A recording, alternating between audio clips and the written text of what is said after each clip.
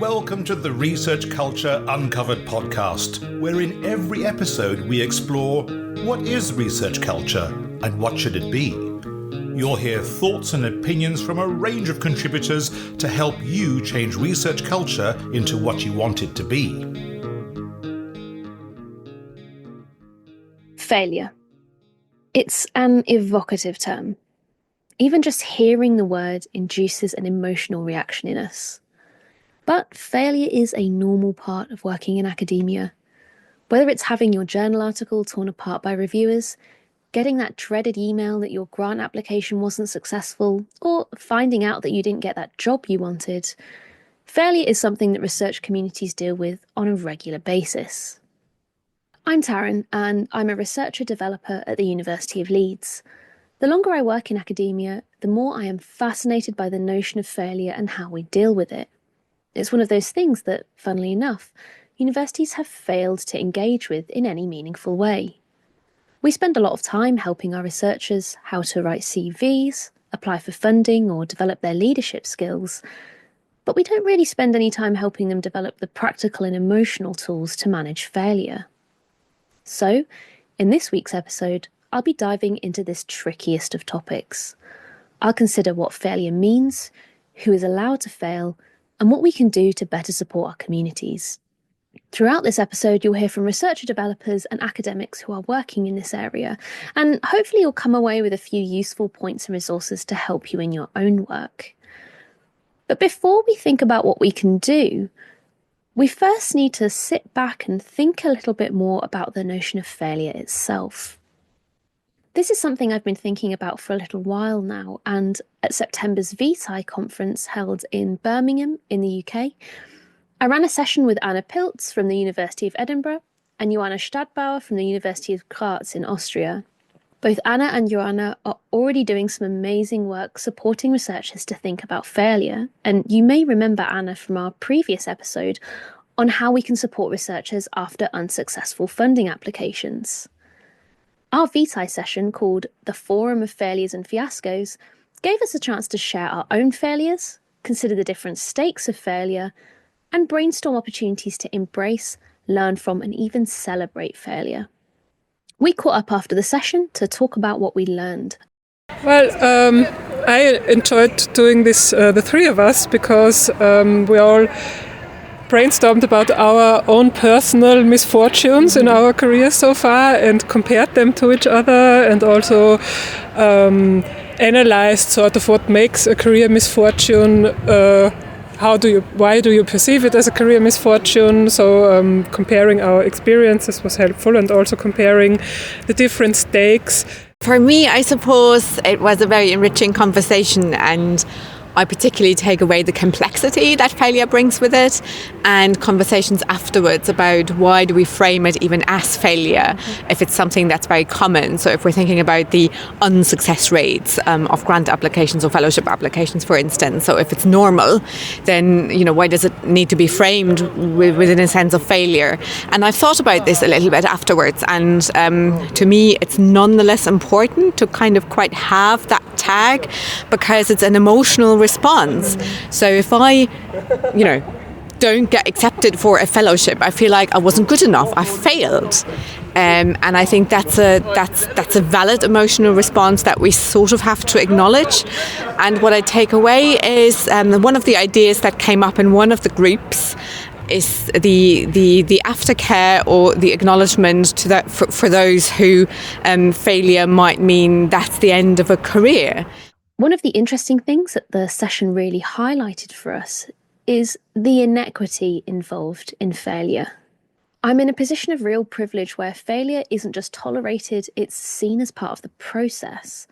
At both Leeds and at my previous institution, I was explicitly told by managers that I should feel free to fail. Emma, who you'll all know if you listen to this podcast regularly, told me that I shouldn't be afraid to fail. She said, "I'd rather you gave something a go and learnt from it than didn't try at all." The way Emma framed it for me was that failure is a part of thinking big, working in an ambitious way. But let's be honest, this isn't the norm. When you submit the fellowship application and you are perhaps an international researcher and your next job, your next contract, your income is dependent on the success of this fellowship application, the stakes can be quite different to someone who, for example, gets into an argument with their boss and is a resident in the country and born in the country that they are currently in and can somewhat, due to family wealth, maybe afford to leave a position where they had a conflict. So and we brought that at the start of the session to get people to reflect when you put on activities for researchers that help them handle failure or that help them being more open about failure. Then you really also, for these activities, have to reflect that all your participants might have slightly different circumstances in which they can withstand failure or in which they will maybe totally be destroyed by failure for the time being. So, yes, failure affects everyone, but the stakes are higher for some than others. We also have to think about the narratives that we build around failure. As both Anna and Johanna discuss, we often talk about failure from the perspective of people who failed, but were later successful. But this isn't always the case. There have been things like the so-called fuck-up nights in the entrepreneurial sector, and it's always framed as, so I had a setback, but then I rose like a phoenix, basically. So there might be more reluctance to sit with the emotion of really something that feels to you as if you have failed. And also 5 years later you haven't risen like a phoenix, you maybe have left academia. So I don't think framed like that everyone is always so keen to dwell on that. The things where someone publicly shares their misfortunes are always like, and look, I'm still standing and I'm even successful and I have gotten over it, but this other part not so much, maybe. Yeah, absolutely. Some of this need to frame failure as a part of the path to success may come from a good place, a need to help people feel that this isn't the end, that there's a next step.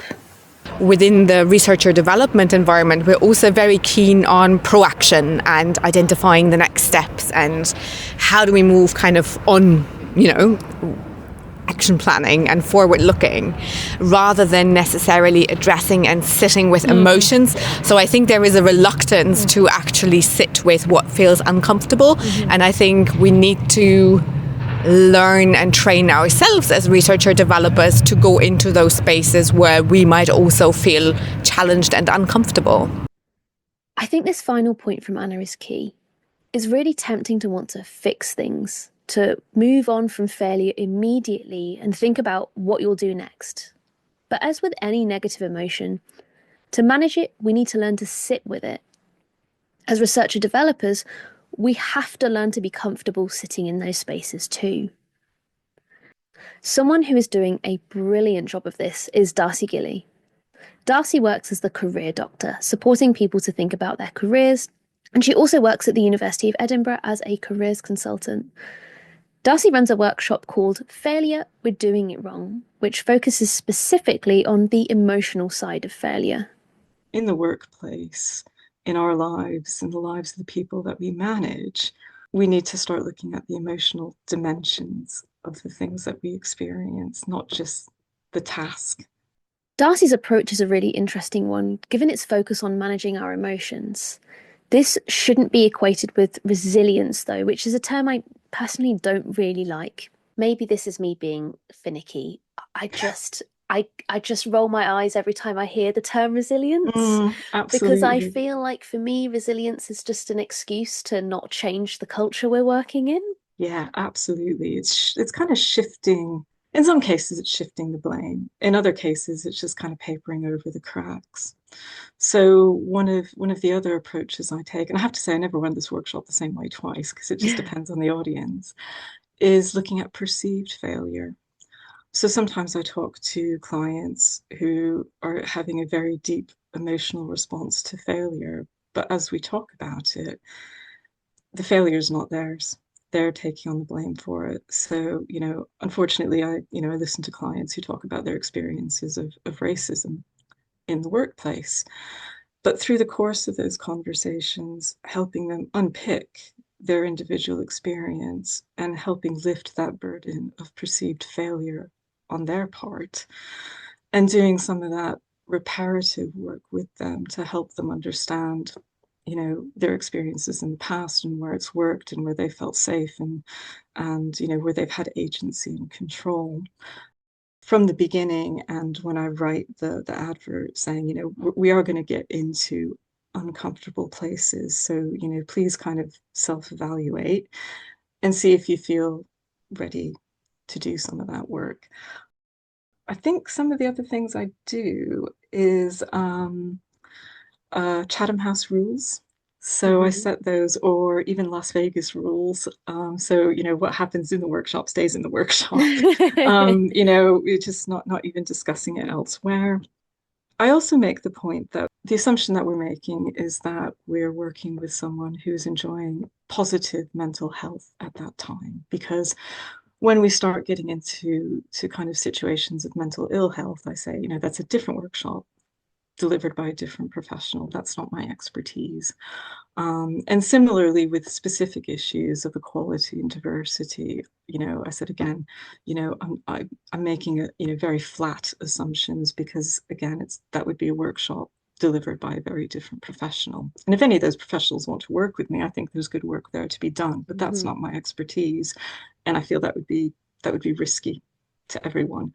So, my workshop is very much a starting point to begin exploring. And then I also always do it kind of focused on what the experience is like for other people. So as a kind of scaffolding measure, because I think it can be too much too fast to start looking at ourselves. Yeah. So I acknowledge we do have to look at ourselves, but today let's use our empathetic imagination and think about how it's being experienced by the people we manage and work with.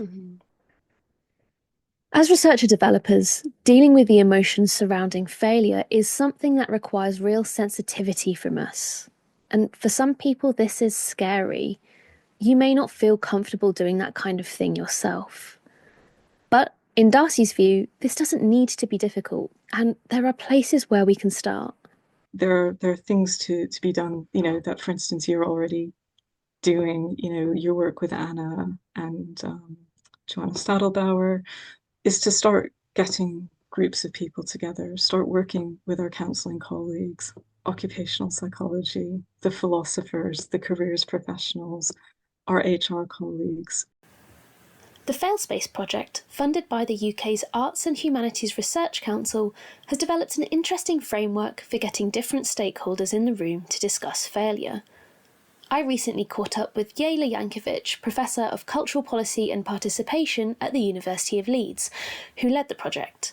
She told me more about the development of Failspace and what it hopes to achieve. Prior to coming to the University of Leeds, I actually worked in the cultural sector for many years, and as a kind of as a both practitioner and as a researcher.